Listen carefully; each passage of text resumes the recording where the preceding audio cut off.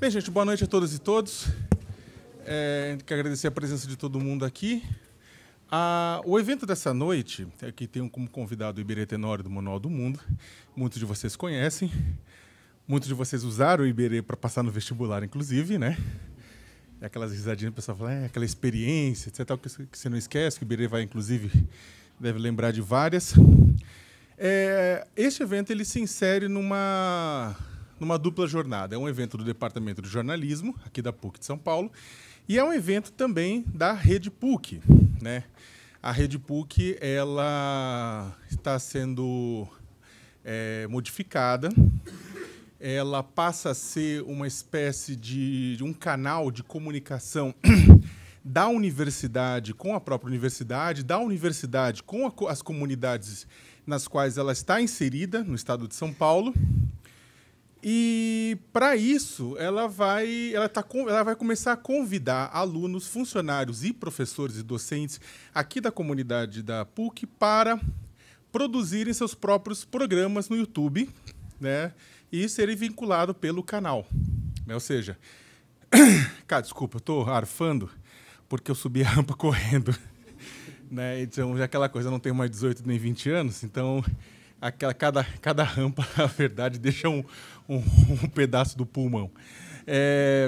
Mas é o seguinte, ou seja, a gente vai convidar, a partir de agora, alunos, professores e funcionários para produzirem, para terem seus canais, para terem suas playlists dentro do canal da Rede PUC. Vamos dar apoio, né, para produção, para pós-produção, para sonorização, para distribuição disso. Então, fiquem de olho, né, porque a gente vai começar a fazer esses convites. Aí pode ser grupos individualmente, né, organizados, pode ser pessoas que individualmente produzam esses programas, podem ser grupos organizados para produzir esses programas. O programa precisa ser sobre o quê? Sobre divulgação científica? Não, sobre qualquer coisa. De mesas de futebol, né, de esporte, passando por comportamento, música, artes. Pode ser sobre a produção acadêmica de vocês aqui, pode ser documentários. Mas eu quero só produzir um documentário, tudo bem, não tem importância. Eu quero produzir algo 2 vezes por semana, toda semana, beleza também, vamos nessa. Então, a ideia é que a Rede PUC seja uma forma, seja uma voz da própria universidade e de toda a pluralidade que ela contém. Então, vai ser muito legal se a gente puder contar com todos vocês, né? Até para apresentar, eu coordeno a Rede PUC agora, e a Pari Souza, cadê a Pari? Acho que eu falei embaixo para desligar o forno. E a Pari, ela também trabalha, né, ela também é da equipe da Rede PUC e vai poder dar apoio para toda essa produção. A gente vai começar a fazer uma divulgação ampla a partir de agora. O site, o canal deve estar pronto na semana que vem. E aí é só alegria. Como primeira atividade desse processo conjunto, a gente chamou o Iberê Tenório. Antes eu vou falar do Iberê, vou passar a palavra para o Cris, que é o chefe, sempre falo que você é chefe do departamento. O Cris, que é o vice-diretor da Faficla, né, da faculdade em que o departamento de jornalismo está inserido. Mas antes eu só queria falar do Iberê, né? Ele vai se apresentar. Para muitos de vocês não precisa de apresentação, é claro. O Iberê Tenório, ele, junto com a companheira dele, com a Mari, eles coordenam, eles dirigem o Manual do Mundo, que é mais do que apenas um canal no YouTube. Eu vou dizer apenas é sacanagem, porque é um canal com mais de 12 milhões e meio de assinantes. Então é um canal grandinho, considerável, né?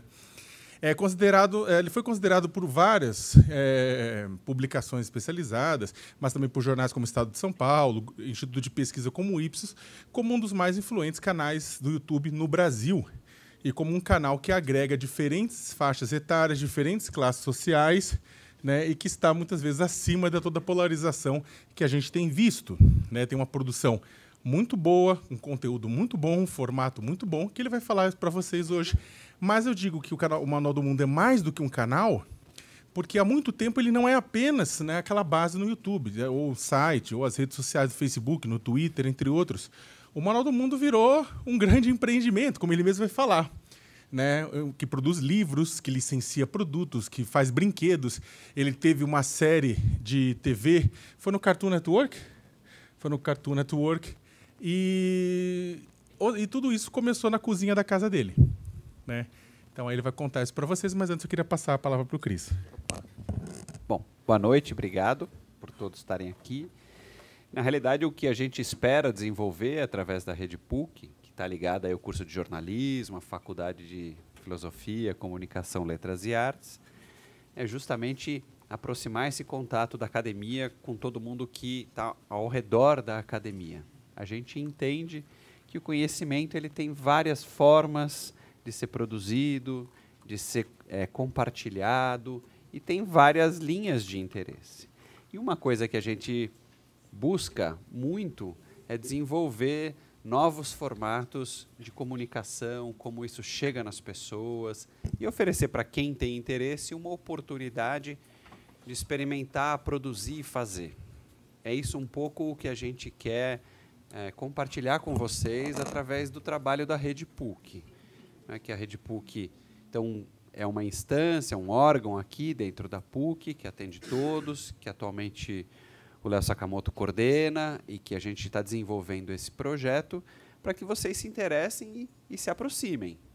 E, ao se aproximar, a gente também vai poder compartilhar aquilo que é produzido aqui dentro, com quem também produz isso externamente, e vamos criando essas interfaces e pensando como que o jornalismo, a comunicação, o conhecimento e o entretenimento podem ser viabilizados de uma forma interessante e atual, contemporânea. Ou seja, a gente tem sim um interesse em desenvolver um espírito empreendedor daqueles que estiverem aqui. Esse é um pouco desse espírito do projeto aqui da PUC. Então é bom ver o auditório cheio, é bom ver que todo mundo ali já fez alguma foto com o Iberê, enfim, já estamos aquecidos para hoje, já estamos com a proximidade aqui encaminhadas, bem aquecidos. Isso aí, André, boa. E os aquecedores ainda não foram de ar desligados, mas em breve o serão. Eu acho que é isso, Léo. Se você quiser convidar o Iberê, a palavra é dele. Pare, eles falaram quando desligam o forno? Os bombeiros chegam logo mais, espera aí. Boa noite, pessoal. Eu vou fazer alguma experiência, como gelar uma sala com 100 pessoas em 30 segundos. Não tem isso.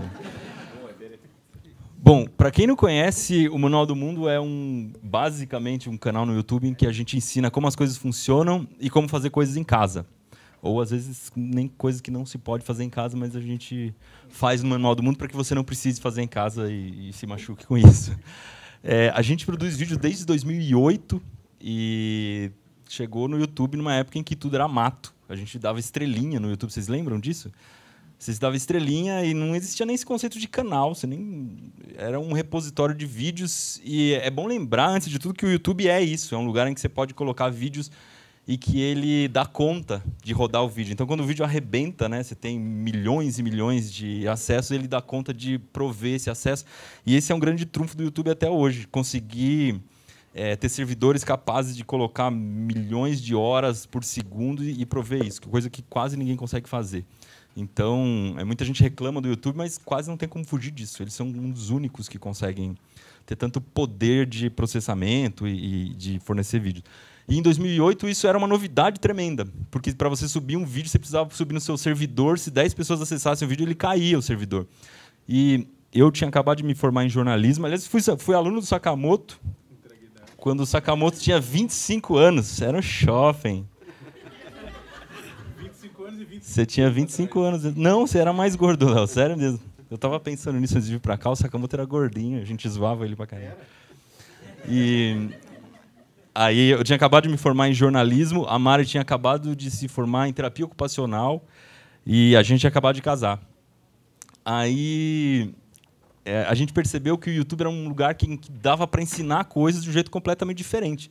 Você podia gravar videozinhos ensinando como afiar uma faca, como dar um nó, etc. Coisas que eu procurava saber no YouTube e não encontrava. Eu falei, vamos começar a gravar uns videozinhos de coisas que a gente aprendeu no interior, porque aqui em São Paulo ninguém sabe fazer nada. A gente percebia isso, né? A gente veio do...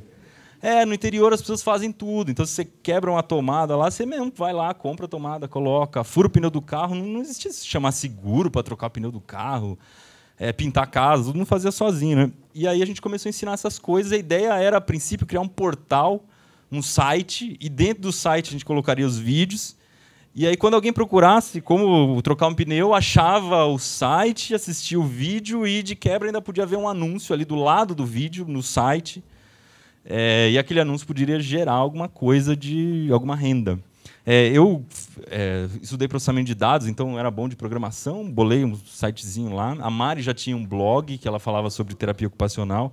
Ela já tinha um pouco a manha então, de redes sociais, só que naquela época estava muito começando. E a gente colocou uns videozinhos bem toscos no começo, em que nem aparecia o rosto. A ideia era fazer um vídeo sem fala, para que ele pudesse rodar em qualquer país, e não tivesse nenhuma barreira entre países. Mas logo a gente percebeu que precisava falar, porque para fazer coisas mais complexas tinha que aparecer na frente do vídeo. E aí o Manual do Mundo logo perdeu essa característica de não ter ninguém apresentando. E eu morria de vergonha de ficar na frente da câmera, achava muito estranho aquilo de você falar com uma máquina. Hoje em dia, as pessoas já meio que acostumaram, você manda recado pelo WhatsApp, mesmo quem não grava vídeo, já conversa com uma câmera sem achar que é uma coisa extraterrestre. Naquela época, não. Era bem esquisito. E a gente nem tinha câmera. Câmera também era uma coisa difícil. Então, gravava numa câmera de mini DV, que era uma fita, tudo num apartamento, que a gente casou e foi morar lá, um apartamento de 35 metros quadrados. Nesse salão aqui dá para fazer uns 15, mais ou menos, daquele apartamento. E tinha uma sala, quarto, cozinha, e a gente guardava tudo debaixo da cama, tripé, câmera, essas coisas, quando conseguiu ter a câmera. E foi assim durante um bom tempo, até que em 2010, estou falando de 2008, em 2010 o YouTube lançou um programa de parcerias. E isso revolucionou completamente o YouTube. O YouTube que a gente conhece hoje só é o YouTube por causa desse programa de parcerias. Que era assim, você podia se inscrever e o anúncio que aparecia no vídeo, no seu vídeo, quando alguém clicasse nele, uma parte da renda daquele anúncio, né, que o anunciante pagou para estar ali, ia para você. Se eu não me engano, é 60% que o YouTube paga do que foi investido no anúncio. E isso fazia toda a diferença, porque aí começava a gerar renda no próprio vídeo, dentro do próprio YouTube, não dependia mais de site, podia ter assinantes e tal.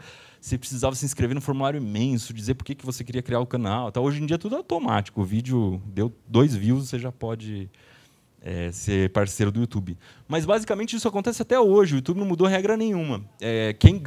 O jeito mais simples, mais básico de ganhar dinheiro no YouTube é isso. Aquele anúncio que aparece antes, quem clica ali gera um custo para o anunciante e esse custo é dividido entre o YouTube e a pessoa que criou o vídeo. Cada vez menos que se ganha nisso, porque muita gente está fazendo vídeo e o anúncio não cresce na mesma proporção. Então, tem muito vídeo que não aparece anúncio e tem muito anúncio para pouco vídeo. Então, sei lá, de 30 milhões de views que o Manual do Mundo faz por mês, menos da metade desses vídeos aparece anúncio. Mas, ainda assim, na época, era um negócio bacana já, porque aqueles vídeos que a gente estava fazendo por diversão, que não rendiam nada, era um teste ali, eles começaram a render alguma coisa. E o primeiro investimento que a gente fez foi alugar uma salinha no centro de São Paulo, que era um estúdiozinho que a gente montou ali. E rapidamente o meu salário que eu ganhava no YouTube já era maior que o meu salário como jornalista. Eu falei, tá na hora da gente fazer esse negócio funcionar de verdade. E aí o Manual do Mundo virou uma empresa. O nosso primeiro funcionário foi um editor, porque edição é a coisa que mais consome tempo. Você demora, sei lá, 5, 6 horas para gravar um vídeo, depois demora 12 para editar o mesmo vídeo, né? Aí a gente contratou um câmera e foi crescendo. Hoje o Manual do Mundo tem 15 pessoas que trabalham. O trabalho maior é de produção. Então, só de produtores a gente tem 3. Uma pessoa para uma produção mais básica, de limpar as coisas, lavar a louça depois que a gente faz receita, preparar o cenário. Tem um produtor que é um físico. Então, tudo que a experiência passa por ele checa se a explicação está bacana, checa depois na edição se eu não falei nenhuma besteira, ajuda a encontrar materiais, a simplificar tudo. E tem um produtor que é um produtor mais parecido com produção de TV, que ele faz os Bora Vês. Então, o que vocês assistem no Bora Vê, que a gente visita a fábrica, visita a usina, submarino, etc., é ele que liga lá pedindo, explicando o que é Manual do Mundo, como é que faz, implorando para a gente conseguir alguma coisa exclusiva que a televisão ainda não mostrou e tal. E é por isso que o Bora Vê é tão bacana. E o processo de produção do vídeo, a pergunta que mais me fazem é quando você tira tanta ideia, de onde que vem tanta coisa? Primeiro que a gente tem 11 anos de estrada no YouTube, então, durante 11 anos deu para guardar algumas ideias ao longo do caminho. O que eu faço, eu uso um site chamado Trello, e o Trello é um lugar em que você coloca um post-it, como se fosse um post-it num mural. Você pode criar vários murais, e dentro de cada post-it você consegue colocar várias referências. Então, quando tem uma ideia lá de vídeo, eu falo, por que você não visita uma fábrica de pneu? Aí eu coloco lá no card, no quadro Bora Ver, um cardzinho, Bora Ver, fábrica de pneus. Aí o outro cara fala, olha que legal esse vídeo que os caras visitaram uma fábrica de pneus. Opa, eu já coloco lá dentro daquele post-it o link dos caras que visitaram a fábrica de pneu para eu ter alguma referência. E esse link vai sendo alimentado, esse cartão vai sendo alimentado ao longo de 11 anos. Às vezes tem cartão com 30 links lá dentro, cheio de figura, um monte de coisa. E deve ter hoje 2 ou 3 mil cartões desses que a gente foi acumulando ao longo do tempo. Então, é muito raro alguém dar uma ideia completamente nova que a gente nunca pensou, porque eu faço questão de registrar cada coisa. Então, uma vez ou 2 vezes por mês, eu faço uma limpa no meu e-mail, no Twitter, em tudo que chegou. Eu fico um dia inteiro trabalhando para organizar tudo isso, e é isso que faz a gente ter tanta ideia de vídeo. Hoje tem mais de 1.500 vídeos. Vídeos publicados. Não de ideia de vídeo. Ideia de vídeo tem até mais que a gente não dá conta de fazer. Eu sempre meço quanto tempo eu demorei para ter para juntar aquelas ideias e quantos vídeos foram publicados nesse período. E sempre tem mais ideia sendo guardada do que o vídeo sendo publicado. No total, vamos ver em tempo real aqui quantos views tem. 2 bilhões 166 milhões de views.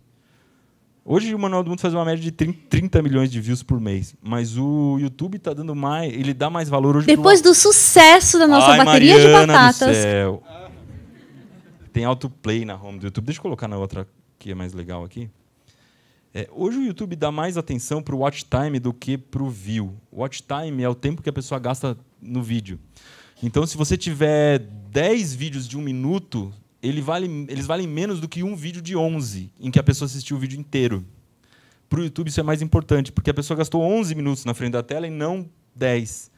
Então, a gente publica menos vídeos hoje do que publicava 3, 4 anos atrás, mas são vídeos muito mais longos e o watch time é absurdamente mais alto. Então, a média de tempo assistido, no começo do mundo, era 1 minuto e meio, 2 minutos. Hoje, a média de tempo assistido é 7 minutos. Então, o tempo, se você for somar o tempo que tem os vídeos, são muito, muito, muito maiores. E depois que a gente tem a ideia do vídeo, tem que dar uma testada para ver se aquele negócio vai funcionar, se for alguma coisa de construir. Essa é a parte mais terrível, mais difícil do Manual do Mundo, porque todas as coisas dão errado na primeira vez. 100% dão errado. Não dá para fazer isso gravando, porque senão seria muito trabalho. E a gente ia ficar patinando o tempo todo. Então a gente testa, e antes de testar tem que comprar uma série de coisas. A gente já tem um estoque gigante de tudo quanto é quinquilharia lá no Manual do Mundo. Isso também é uma coisa meio difícil de gerenciar. Tem prateleira que a gente constrói, uma prateleira por mês para pôr porcaria. Porque sobra muita coisa que a gente já fez, a gente desmonta, coloca lá. E essas coisas dão muito errado. Dão errado. E quando dão certo, ele vira vídeo. Tem vídeo que a gente chama de vídeo suicida, quando a gente testa já gravando, e alguns deles vão para o lixo, porque não deu certo no final e o resultado não é tão legal assim. Que nem a gente fez um biodigestor no final do ano passado. O biodigestor é aquela máquina que pega cocô e transforma em gás de cozinha. Então a gente fez um tambor gigante, com umas válvulas, uns filtros, etc. Eu fui lá, busquei uns 60 quilos de merda de vaca no interior.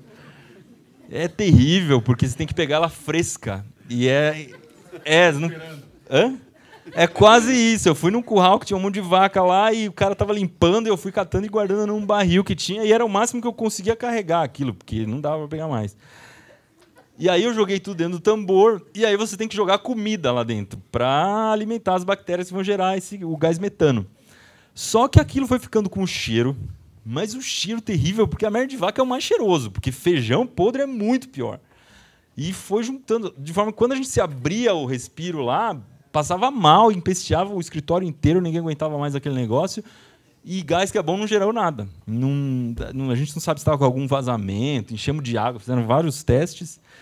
E no fim das contas, a gente desistiu do negócio, beleza, não vamos mais, acabou, gastamos uma grana com esse tambor aí, mas não dá mais. Esse negócio está empesteando tudo. O que você vai fazer com um tambor com 200 quilos de merda com comida podre?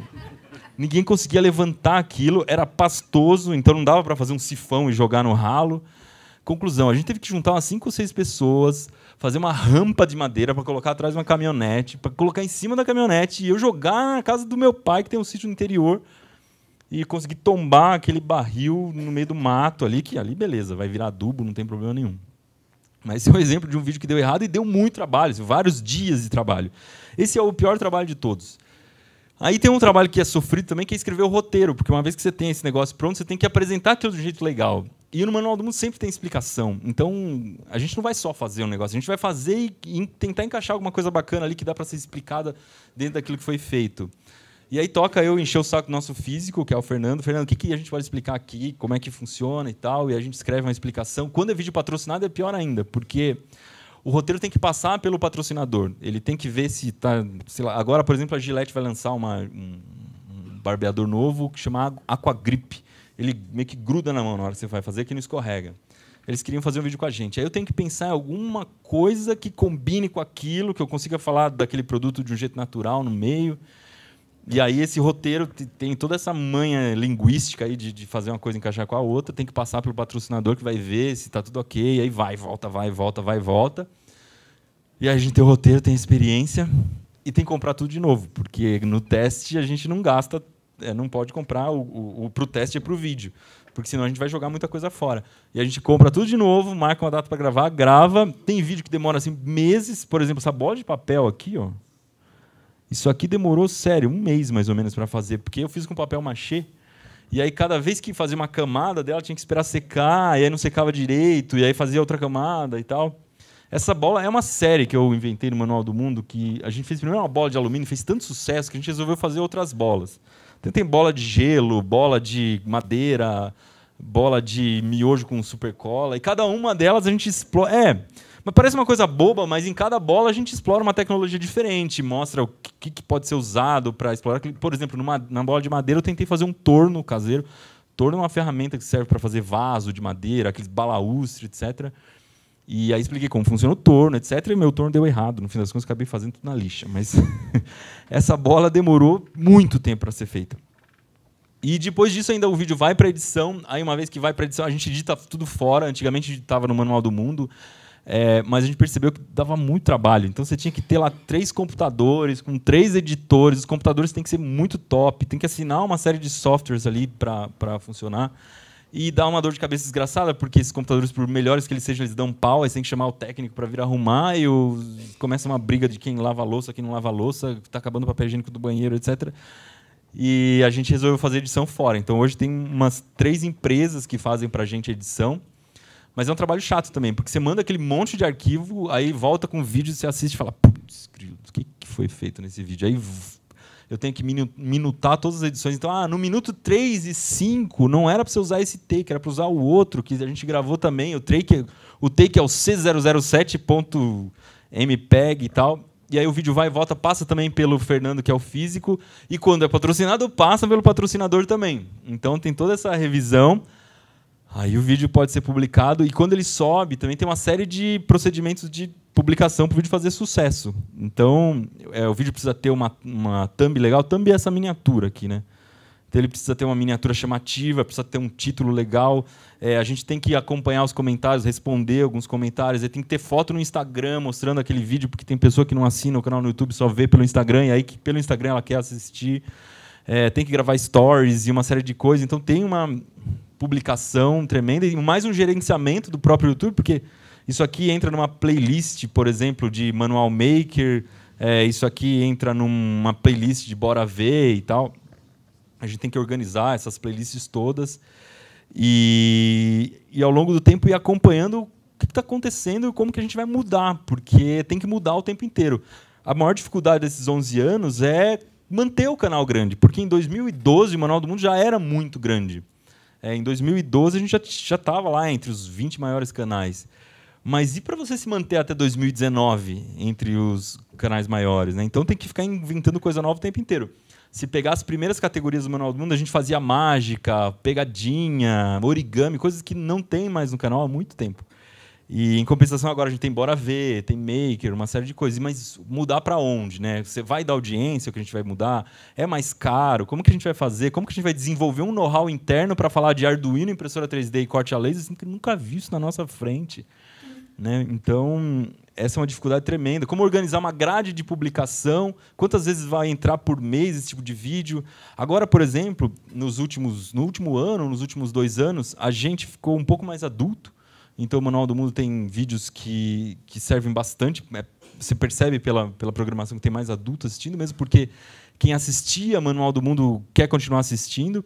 E a Mari tem aparecido cada vez mais, porque ela quer assumir esse papel. É bacana ter uma mulher aparecendo, porque tem uma série de coisas que parece que são de homem, e é legal quebrar esse estereótipo. Então, ela, por exemplo, o último vídeo do Manual do Mundo é como é fabricada uma bateria de carro. A Mari foi para Pernambuco para visitar uma fábrica de bateria de carro. Eu nem fui. Ela fez o vídeo sozinha lá. E é muito legal, né? Porque falar de bateria de carro parece um assunto absolutamente masculino e não é a Mari que apresenta e o público aceita numa boa. Isso está dando super certo. Ela também tá tocando essa série Clube de Ciências, que são experiências que a gente parou de fazer, experiências fáceis que a gente parou de fazer, porque o Manual do Mundo foi se complicando cada vez mais. E muita gente reclama que não dá para fazer mais nada em casa. Você só usa a tecnologia da NASA para fazer o vídeo. E a gente precisa voltar a fazer coisas fáceis. Então, tem uma série nova que chama Clube de Ciências, que a Mari está fazendo coisas mais fáceis. E, paralelo a tudo isso, a gente publicou um livro em 2014, que são 50 experimentos para fazer em casa. Foi com um químico que é professor na UFMG. E ele já tinha vários livros de experiência, então foi muito legal fazer esse livro. Ele tem uma base científica muito forte. Depois, no ano passado, a gente lançou o livro Dúvida Cruel. São 80 dúvidas cruéis que as pessoas perguntaram para a gente ao longo da história do Manual do Mundo, a gente responde. Do tipo, quer ver uma bem cruel, assim, que ninguém sabe responder? Por que cachorro nasce nadando e a gente não? Né? E aí você vai ver e descobre que só o ser humano que é trouxa que não nada. Todos os outros mamíferos nadam. E aí quem tem nariz curto não consegue nadar direito. Os cachorros com nariz curto também não nadam. E agora a gente está lançando um terceiro livro, que é uma tradução de um livro americano, que é um compêndio de ciência para ensino fundamental 2 e ensino médio. Então, ele ensina o básico de cada ciência. E é muito legal porque é uma referência muito bacana, muito jovem o livro, todo rabiscado e tal, que a gente se apaixonou por esse livro em inglês e falou, não, vamos trazer para o Brasil. E esse livro sai no final do ano. A gente também lançou a série Experimentos Extraordinários na Cartoon Network. No começo tinha muito convite para televisão, até que chegou um momento que a gente negou todos. Fez essa série na Cartoon, que é uma coisa que a gente não gosta muito do resultado dela. Uma série que acabou ficando muito infantiloide. Assim, os adultos não gostam e a gente não gosta de coisas que os adultos não gostam. O Manual do Mundo é uma coisa feita para todo mundo, não é só para criança. Então, até a maior parte do público do Manual do Mundo é adulta. E a gente não gostou muito da experiência e acabou não fazendo mais nada para a televisão. E eles não convidam mais porque eles perceberam que os youtubers não querem ir para a televisão. Ao longo da história, as pessoas que foram se deram mal e não deu certo. O YouTube é um lugar em que todo mundo tem liberdade, você faz o que você quiser, aí você deixa de ser patrão para virar empregado de novo, não faz muito sentido. E a gente sempre se sente super livre, faz o que gosta, se diverte e consegue manter uma empresa funcionando com 15 pessoas e tá legal assim, a gente gosta muito. O que mais, Sakamoto, que você gostaria que eu falasse? Claro que tem tanta coisa. Antes de passar até para o plateia, acho que o pessoal tem perguntas, né? Afinal de contas, a gente está numa faculdade de jornalismo, né? Quem está aí querendo virar jornalista... Pronto. Tem que ter pergunta. Com esse comentário dele, ele já pressionou, o pessoal já não vai fazer Lógico. pergunta. Agora. Tem que pressionar. Acho que tem duas coisas que são importantes, na verdade. Uma era de técnica especialmente, mas uma era com relação à administração e à gestão disso tudo. O canal no YouTube, livros, redes sociais, licenciamento de produtos, né, brinquedos, telescópio, aquela coisa, né, programa de TV. Você tem que se reinventar muito. Como é que funciona o processo de você estar repensando o tempo inteiro? Porque, de certa forma, algumas pessoas que tinham canais no começo, lá no início do YouTube, já não existem mais. O pessoal já... quem é essa pessoa? Nunca ouvi falar, né? Então, como é que vocês se reinventam sempre para garantir estar sempre à frente, sempre sendo premiado, sempre sendo chamado para falar como exemplo de produção no YouTube? Bom, acho que a gente sempre pensa quilômetros à frente. Então, sei lá, vou guardando ideia na manga. As coisas mais complicadas eu jogo no Google Docs. Só de ideias de série, acho que tem uns 30 documentos, mais ou menos, e cada um deles uma série diferente. Porque pintou a ideia, tem que registrar e já tem que colocar um brainstorm ali, porque anos depois você vai precisar daquilo. Por exemplo, tem uma série lá sobre Antártida. O dia que eu consegui pisar na Antártida, tem umas 30 coisas, 30 vídeos diferentes que dá para fazer, desde congelar uma bolha de sabão até, sabe, fazer o... Dá. E é lindo, porque você vê os cristais de água se formando, é uma coisa bem legal. Até fazer um iglu para ver como que funciona o iglu, por que ele é quente dentro do iglu e é frio fora, etc. Então, a Mari sempre quis fazer uma série de viagens. De viajar e mostrar os lugares de um jeito um pouco mais turístico, mas com esse olhar de manual do mundo, de ver o que tem de ciência interessante ali, aprender alguma coisa e tal. Ela sempre quis fazer isso, nunca deu, porque é caro pra cacete, não dá pra fazer uma série de viagens a gente bancando. Mas agora, por exemplo, o Melhores Destinos entrou em contato com a gente e talvez role pro ano que vem. Então ela já tem uma série de coisas que ela queria fazer que estão ali naquela fila. E acho que isso é que faz a gente tá com muita coisa engatilhada. Quando surge a oportunidade, a gente tem uma bomba na mão. Por exemplo, o YouTube inaugurou o YouTube Space no Rio de Janeiro faz uns 2 anos, mais ou menos. O YouTube Space é um lugar em que tem um estúdio absurdo, muito grande, cheio de câmera de última geração, computadores de edição e tal. A ideia deles é meio que fazer frente à Globo, né? É fazer um negócio que impressione quem trabalha na Globo. Então você chega no YouTube Space, ele fica na frente do Museu do Amanhã, num daqueles galpões do Porto Maravilha ali. É tudo restaurado, é lindo de morrer o lugar. Tem um telão que ele mostra o que está atrás dele, que é uma visão do mar. Assim. Então se passa um navio, o navio vem pela janela, entra pelo telão e sai pelo outro lado do telão. Uma coisa absurda. Só que eles fizeram isso no Rio de Janeiro. E a produção audiovisual está a maior parte em São Paulo. Então, eles contataram a gente, falando, pô, tá precisando de projeto para rodar aqui. Manda alguma coisa para a gente. Daí eu falei, tem uns 40 aqui, que vocês querem começar por onde?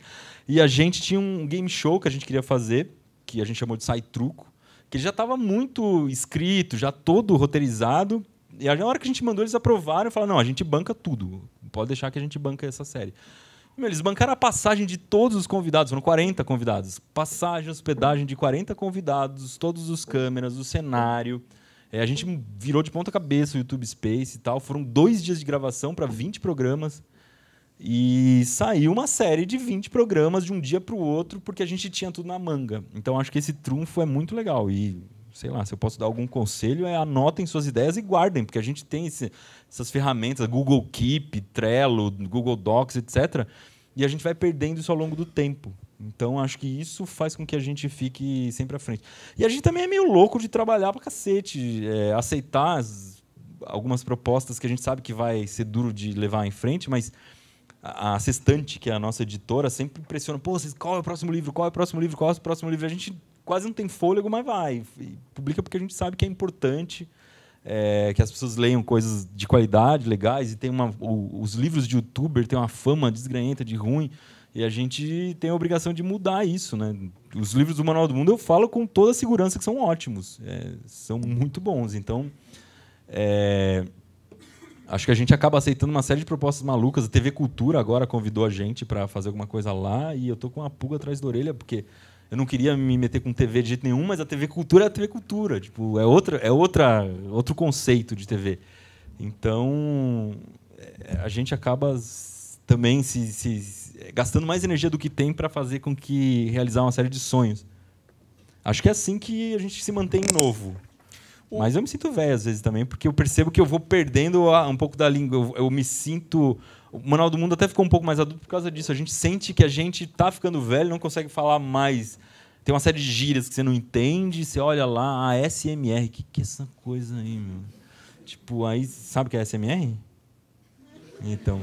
É uns vídeos que a pessoa grava bem perto da câmera, fazendo os barulhinhos assim. Aí ela pega, bate a unha. Está na sessão de patologias. Doenças. Tá por aí, tá bem perto. Mas demorou para eu descobrir o que era isso. Velho, engatando nisso, com relação à produção, eu queria que você desse para o pessoal dicas. As dicas que podem parecer as mais simples, mas eu acho que são as mais válidas. As dicas para gravar um bom vídeo no YouTube e as dicas para editar um vídeo no YouTube. Tá, vamos lá. Primeira coisa é que não tem mais esse negócio de câmera boa, câmera ruim.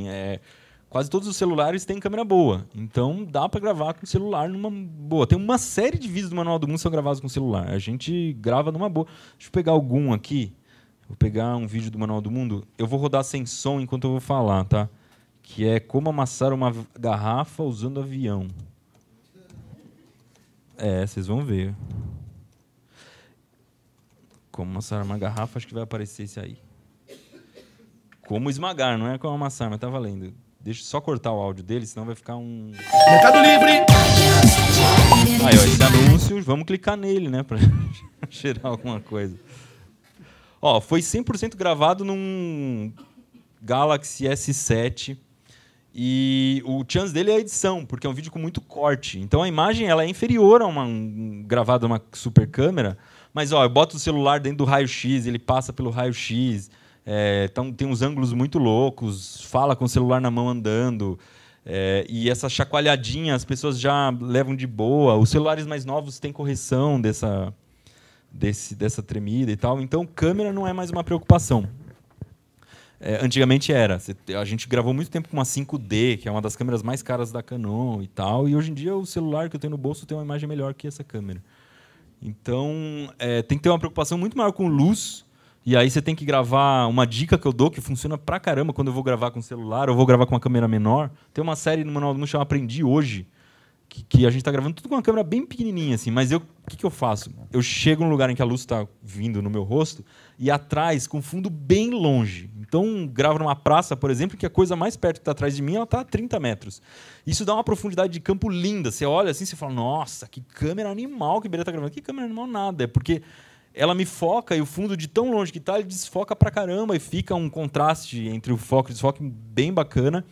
E o sol também, às vezes, dá uma luz de contra, né? Uma luz de recorte no cabelo. Tem que ter alguma luz atrás de você, para não ficar meio morto quando não tem. E isso faz com que fique muito legal. Se você estiver gravando em casa, eu coloco a câmera na janela e voltada para dentro e fico perto da janela. E aí também entra a luz do sol, ela tira a olheira, tudo fica uma coisa bem legal. O fundo escurece um pouco, você se destaca do fundo. Então dá para gravar com luz natural o celular. Você já eliminou 2 custos, que é a iluminação e a câmera. Som não tem muito como fugir.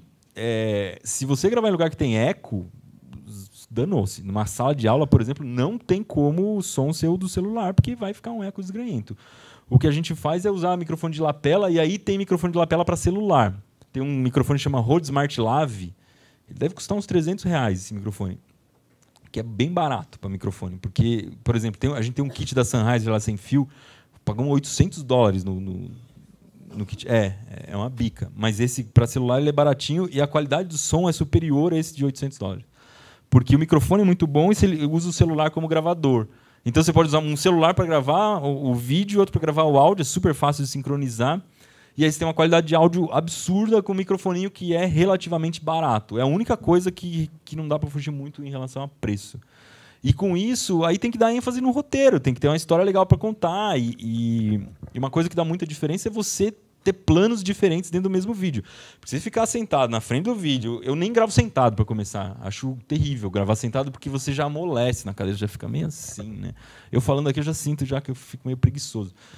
Então, gravar em pé te faz ficar mais para cima e tal. Essa é outra dica que acho que funciona muito. E mudar o plano. Então, perto, longe, corta do quarto para outro lugar, corta para praça, corta... Esses cortes vão dando vida no vídeo. Porque a coisa mais comum de acontecer é a pessoa começa a assistir o vídeo e sai 1 minuto depois, porque está chato. Mesmo que o seu discurso não esteja tão legal, mas é dinâmico, tem vários cortes, isso vai ter muito ganho no vídeo. Então essa é outra coisa que nesse vídeo aqui você vai ver muito, que toda hora está trocando de take, e isso faz diferença na edição. A edição a gente faz no Adobe Premiere, que eu acho o melhor editor de todos. O Adobe Premiere tem uma licença para estudante que custa $20 por mês. Não é barato. Hoje em dia está 80 conto. Né? Dá mais até, né? Porque está 4,20, sei lá. Uns R$90. Então é caro para você pagar R$90 por mês para rodar um Premiere. Mas no vlog do Manual, que é um canal que a gente coloca uns videozinhos à parte, mais para testar formato e tal, eu edito no próprio celular. Então eu uso um programinha, um app que chama KineMaster. Ele custa acho que R$100 por ano. E aí ele faz tudo. Então, corte, tranquilaço, coloca um GC ali, coloca letra, né, numa boa, música de fundo, coloca... você consegue ter um tratamento mínimo de som, alguns efeitos de transição, e aí fica barata também a edição. Mas o que a gente tem que pensar na hora de vídeo, você fala, pô, R$10, R$100 por ano, mas tem que investir alguma coisa. Também fazer tudo do zero. A gente tem que assumir que pessoas tiveram trabalho para criar um software que editasse, etc. E R$10 não é R$10 por mês não é uma coisa tão absurda assim se você quiser fazer isso. E se for uma ferramenta de trabalho ou uma ferramenta de estudo, não é nada do outro mundo. Acho que dá para encarar. E sai com qualidade idêntica ao do Premiere, até mais rápido de renderizar, etc., do que o Premiere. Eu gosto pra caramba de editar no celular. E dá para botar mouse, inclusive, para poder... Eu já fiz isso bastante. Bota o mouse no celular e com cabo OGT e OTG ou OGT? Sabe? Cabo OTG? Eu confundo o OTG com o OGT. Eu comprei ele falou para eu perguntar, lembra do KineMaster, né, que você tinha sugerido? Eu comprei, ele realmente é um programa muito legal. É legal, né? Ele é mais legal do que o iMovie, na verdade, para fazer. Ele é super prático. Eu acho que, para quem nunca editou, você começa a editar no mesmo dia ali. E edição não é saber mexer na ferramenta. Edição é entender timing, né? Que hora que você dá o corte, como que você mescla o que você gravou. Então, o que a gente faz muito no Manual do Mundo é cobertura. Eu estou falando uma coisa, enquanto eu estou falando, entra outra imagem, né? Entra uma imagem de alguma outra coisa. E isso dá muita vida para o vídeo. E nesse vídeo aqui tem bastante de... não aparece uma boca falando. Eu falei que nesse vídeo tem bastante... Mostra aí. Eu estou indo para Itaipu, né? Mostra Itaipu lá embaixo. Tal. Esses monte de imagens você pega mais. Chama de B-roll, né? Elas ajudam muito a contar a história e não deixar o vídeo chato.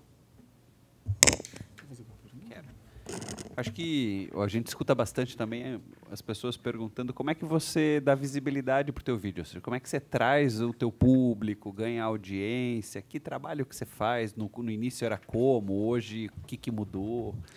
Esse é um trabalho que eu já não sei mais dizer como é hoje, porque o Manual do Mundo ele teve 1 milhão de inscritos, a gente bateu 1 milhão de inscritos em 2013. Então, como já faz 6 anos isso, e 1 milhão já é uma coisa que você tem uma bola de neve que está crescendo ali, porque quando eu publico um vídeo, teoricamente 12 milhões de pessoas seriam avisadas. Isso não acontece porque o YouTube não entrega para todo mundo. Então, mas são centenas de milhares ou até milhões de pessoas que são avisadas que um vídeo novo do Manual do Mundo subiu. E aí não tem muito segredo. O vídeo de hoje, por exemplo, tem mais de 200 mil views com poucas horas de publicação. Mas para quem está começando, tem que espalhar na sua rede pessoal, não tem que fazer um endomarketing, né? Você vai passar para as pessoas que você conhece, para as pessoas que você acha que vão se interessar por aquele vídeo. E aí, no meio do vídeo, tem que fazer algumas chamadas do tipo... pedir alguns tipos de comentário para gerar comentário e o vídeo gerar engajamento, pedir joinha, pedir comentário e tal, porque isso vai fazer com que o vídeo chegue para outras pessoas. Então, e uma coisa que funciona muito bem é um título buscável no Google. Então, isso faz muita diferença. SEO, SEO é otimização para mecanismo de busca. Então, você coloca um texto embaixo do vídeo decente, um título legal, e isso vai fazer com que seu vídeo seja achado no momento em que alguma pessoa procura aquele vídeo no Google. Se for um canal que já existe, que já tem alguns inscritos e tal, funciona muito você fazer collab, que é fazer vídeo com outros canais, claro. E aí o canal maior te joga para cima assim absurdamente. Tem um canal que chama Aviões e Músicas, que é um cara que explica conceitos da aviação do jeito simples. O Lito. E aí ele queria muito gravar um vídeo com a gente, na época ele tinha 20 mil inscritos. Eu falei, beleza, mas arruma alguma coisa muito legal para gravar, porque a aviação tem 10 mil coisas legais, vamos gravar um vídeo falando na frente da câmera.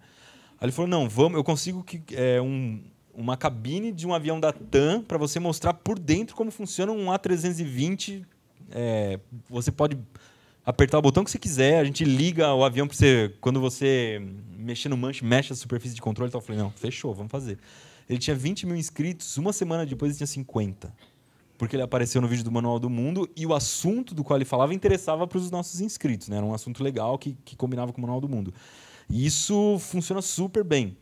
E sempre que eu falo isso em palestra, no final vem 10 pessoas, não, vamos fazer um collab comigo, não sei o quê.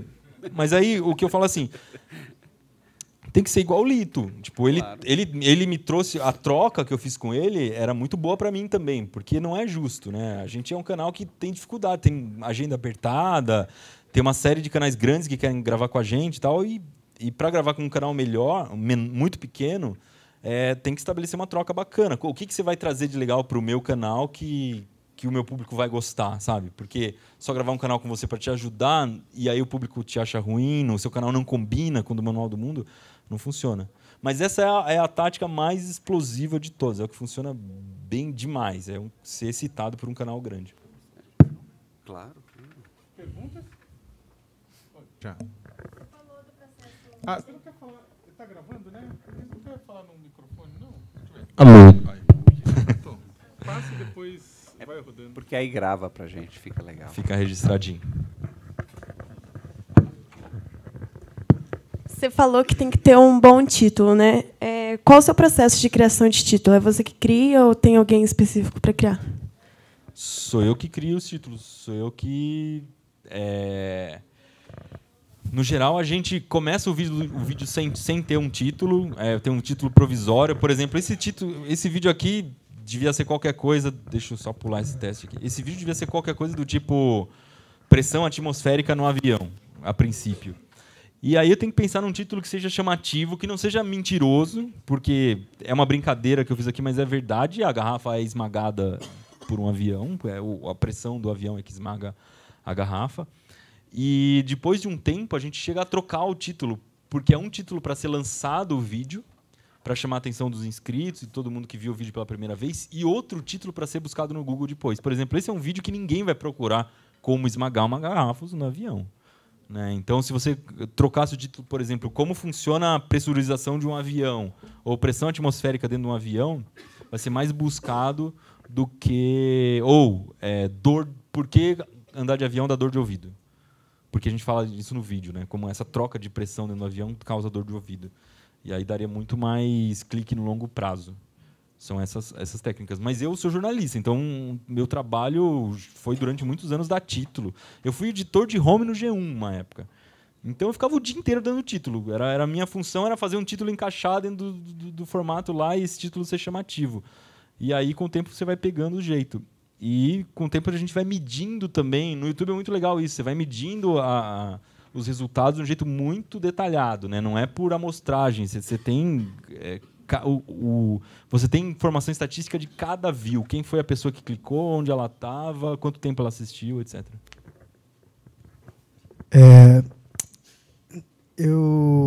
Desde 2018, começo de 2018, houve uma mudança nas diretrizes do YouTube que afetaram muito forte muitos canais. Eu acho que talvez muitos conheçam aqui o do Felipe Castanhari, que afetou muito forte, que é um canal muito bom. E eu queria saber como essas mudanças afetaram o seu canal, se afetaram, claro, e como você enxerga essa colaboração atual entre o YouTube e seus produtores de conteúdo. Então, o YouTube, desde sempre, tinha diretrizes da comunidade que são muito fortes. Então, o que você não pode fazer no YouTube? Aliás, fica a dica aí. Primeira coisa, você não pode usar nada que seja feito por outra pessoa que você não tenha uma licença. Então, quero botar uma música do Nirvana no meu vídeo. Desculpa, você vai rodar na hora. Quero pegar um trecho de um documentário para exemplificar alguma coisa que eu falei. Não pode. Então, isso dá muito problema. O Castanhari teve muito problema desde sempre com isso, porque os vídeos de nostalgia eles usam muito material de terceiro para poder ilustrar o que ele está falando. E aí, por mais legal que seja, eu sou fã desses vídeos de nostalgia que ele faz, mas vai dar problema. Uma vez ele quase perdeu o canal, porque ele colocou um trecho dos Simpsons que foi pego pelo algoritmo. Aliás, foi até uma coisa que fez ele ficar muito mais famoso, porque rolou uma comoção toda na internet, porque ele ia realmente rodar, perder todo o canal, e ele já tinha, sei lá, 3 milhões de inscritos. E então já gera muito problema isso. A segunda coisa é que agora o YouTube ficou muito mais restritivo com palavrão, com cenas de violência e com assuntos delicados. E aí que é mais polêmico, porque se você falar sobre terrorismo, falar sobre nazismo, etc., isso o YouTube tira o anúncio daqueles vídeos. Raramente o YouTube tira um vídeo do ar por causa disso. Eles tirar vídeo do ar quase não acontece. O vídeo só sai do ar se tiver sangue, tiver pornografia, ou se o dono dos direitos autorais daquele vídeo falar, derruba esse vídeo. Eu derrubo muito vídeo que copia o Manual do Mundo, e o cara pega o vídeo, baixa e sobe de novo como se fosse dele. Aí eu falo, sinto muito, isso aí vai rodar. Porque uma coisa é ele usar um pedaço do Manual do Mundo para falar alguma coisa, outra coisa é ele subir o vídeo só para querer ganhar AdSense às custas dos outros. Né? Então, eu derrubo na hora.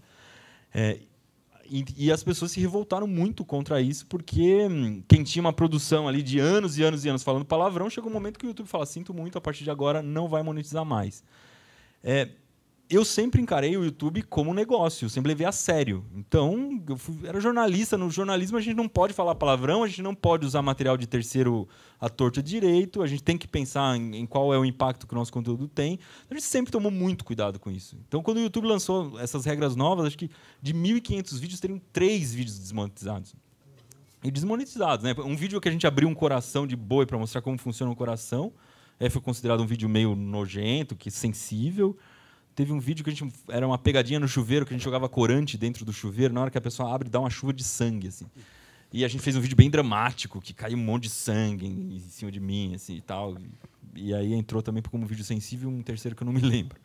Era uma besteira, são coisas bobas, mas o que eu acho é que quem produz vídeo para YouTube, no geral, os youtubers encaram como uma brincadeira. Eles não acham que aquilo é uma profissão séria.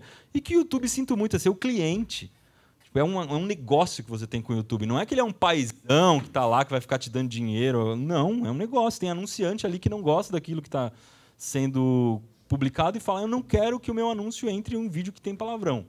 E o que o YouTube tem que fazer? Ele vai criar ali uma blacklist de palavrão, de vídeos que tem palavrão e não entra anúncio nesses vídeos. Então eu acho natural que isso aconteça. Acho que vai ser muito mais restrito daqui para frente. E quem quiser entrar nesse mercado tem que se adequar ao mercado. Sempre foi assim. Acho que existia um período de uma falsa sensação de liberdade aí que acabou. Eu queria fazer uma, se eu puder. Eu acho que tem uma questão interessante quando você fala dos 12 milhões de seguidores, que, para mim, me passa a sensação um pouco do propósito do canal. Ou seja, você leva uma informação interessante, útil, e, óbvio, de uma maneira lúdica, divertida, bem-humorada e assim por diante. Você entende isso como um dos motivos, digamos assim, dessa alta aderência, do número de adesões que você tem no canal? Porque eu acho que isso também é uma coisa legal para se pensar, né? Ou seja, o que eu estou levando para o outro? É bacana, independente do tema, mas... O que a gente tem como norte principal é que a gente quer quebrar uma barreira do medo que as pessoas têm de entender as coisas. Então, todo vídeo que você assistir do Manual do Mundo, ele dá uma epifania e você fala, caramba, é assim que funciona esse negócio, é muito mais simples do que eu imaginava. Putz, é isso, sabe? Então, a gente tenta fazer em todo vídeo ter um momento que você fala, eita, é verdade, era assim, eu nunca tinha sacado isso. E isso vai fazendo com que a pessoa quebre o medo de aprender. Então, ela fala, peraí, agora eu entendi como funciona a pressão atmosférica dentro do avião, já sei que é a pressão atmosférica, aí no pneu, como funciona? E aí vai abrindo esse caminho.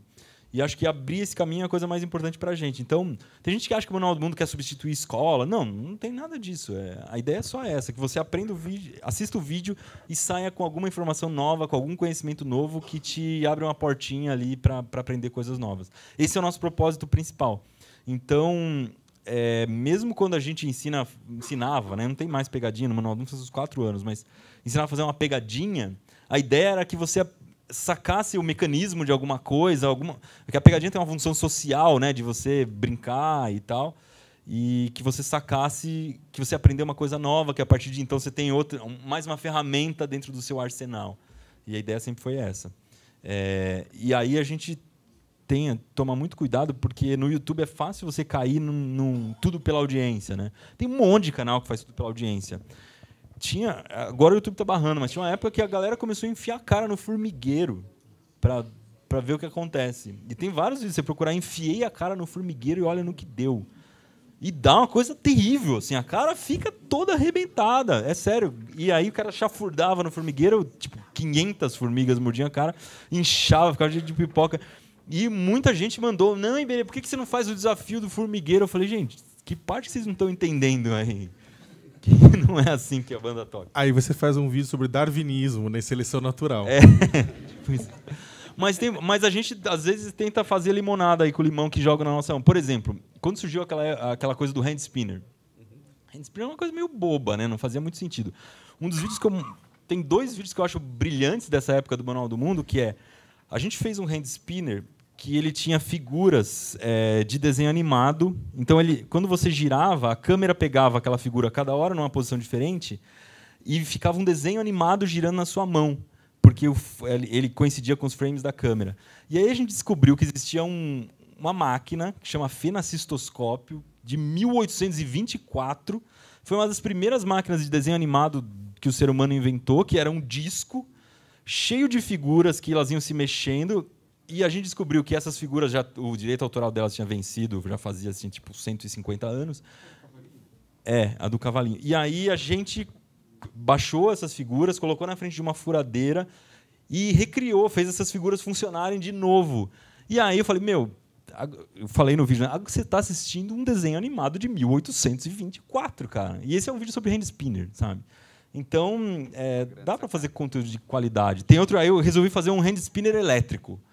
E aí eu fui montando o hand spinner elétrico. Bota um ímã. Não, o ímã não funciona assim. Vamos tentar fazer um com eletroímã, mas o eletroímã tem que ligar na hora certa, tem que desligar na hora certa. Fui construindo. E eu não falei nada. E só falei no final do vídeo. A gente acabou de construir um motor elétrico. É isso. Um motor elétrico é exatamente isso que foi construído aqui. Só que eu falei depois de 10 minutos de vídeo, aí a pessoa termina assistindo e fala, caramba, é isso então. É isso que é um motor elétrico. Agora entendi como funciona o motor elétrico, com base no hand spinner. Então são vídeos assim com 3, 4 milhões de views, porque o hand spinner é que chamou, mas a gente aproveitou a oportunidade para mostrar alguma coisa muito bacana. Traz o microfone, passa o microfone. Eu tenho uma pra pergunta para fazer. Tá. Eu sou youtuber, né? Eu me formei em biologia no final do ano passado e o meu TCC foi sobre ensino de botânica. E eu vi no meu TCC que muita gente não entende botânica, que acha uma matéria chata. E eu vi todos os motivos disso, né? E eu comecei a pensar que eu pensei primeiro em ser professor, mas enquanto eu não era chamado, eu falei, por que eu não faço um canal sobre botânica? E eu comecei um canal sobre botânica. Só que eu trazia coisas diferentes. Então, o meu canal não era sobre plantas, mas era sobre alguma coisa relacionada a plantas. Só que a questão é que as pessoas acham chato plantas. Então, se eu falar, planta de um jeito legal de aprender, mas é planta, a pessoa não vai estar interessada em querer saber. Até tinha chegado a fazer um vídeo de Pokémon, de planta, e mostrar a importância de Pokémon para a botânica. Tem um Pokémon de planta? Esse eu nunca sei. Tem um monte. E o engraçado é que Nossa, é verdade, velho. O interessante é que eles pegam... Perdi. Eles pegam a planta e transformam numa coisa que a criança vai conseguir identificar depois. Então, tem muita planta que a gente conhece só por causa de Pokémon. Que nem aquela planta jarro, né, que é uma planta carnívora, que é o Victor Bell. Quem não reconhece aquilo como uma planta, né, quem não conhece isso? Então, Pokémon, para mim, teve essa importância. Aí eu comecei a perceber que as pessoas queriam saber mais de Pokémon do que exatamente sobre plantas, né? E aí eu mudei meu canal totalmente voltado para esse público. A ideia era ser mais uma coisa geek, só que começou a ser uma coisa mais voltada assim, que esse ano vai sair um jogo de Pokémon, eu falei, vou aproveitar essa onda. Então, meu canal já tem mais essa cara. Só que cada vídeo meu que eu faço de Pokémon não é sobre Pokémon, que nem... Na semana passada, eu fiz um vídeo que tinha muito Pokémon baseado em gato. E não são os Pokémons gatos que a gente conhece, que tipo o Miau, é o Eevee, né? As evoluções do Eevee. Então eu comecei a falar muito sobre gatos. E coisas assim que a gente vai pesquisar na internet não tem. Mas eu tenho uma sensibilidade porque eu fiz uma faculdade de biologia, conhecimentos que eu tenho, né? Então tento sempre usar isso no meu canal. Sem me alongar muito. Agora eu quero saber sua dúvida, estou curioso. Então, a minha dúvida é que é meio que... É complicado, né? Porque assim...